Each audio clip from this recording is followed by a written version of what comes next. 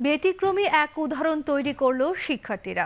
বৈষম্য বিরোধী ছাত্র আন্দোলন চলাকালে রাজধানীর সব সড়কে ইট পাথর সহ বিভিন্ন আবর্জনা পরিষ্কার ও ভেঙে পড়া ট্রাফিক ব্যবস্থাপনায় সহায়তা করে প্রশংসা কুড়িয়েছে স্কুল, কলেজ ও বিশ্ববিদ্যালয়ের এসব শিক্ষার্থী।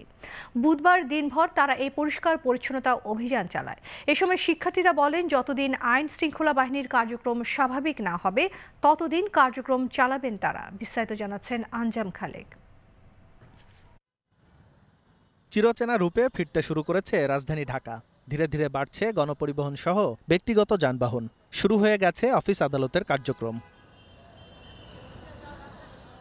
এর আগে আন্দোলন সহিংসতায় ভেঙে পড়ে রাজধানীর আইনশৃঙ্খলা ও ট্রাফিক ব্যবস্থাপনা। তাই ট্রাফিক পুলিশ না থাকায় গুরুত্বপূর্ণ সড়কের যান চলাচল নিয়ন্ত্রণে কাজ করে যাচ্ছেন স্কুল, কলেজ ও বিশ্ববিদ্যালয়ের শিক্ষার্থীরা।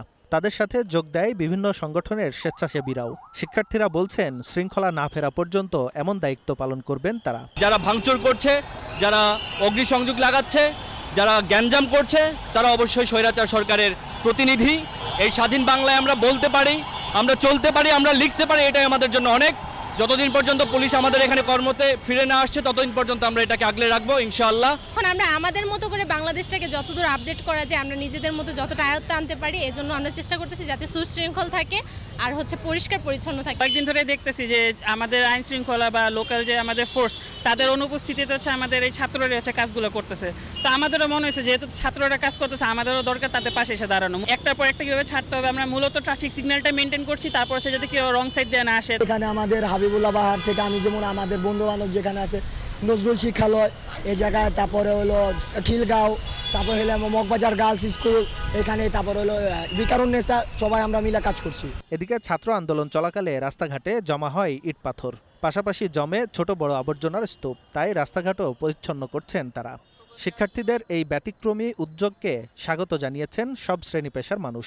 দেশের প্রেক্ষাপটে তারা যে কাজটা করতেছে এটা কোনো তুলনায় নেই। আমরা এদের ঋণ শোধ করা যাবে না।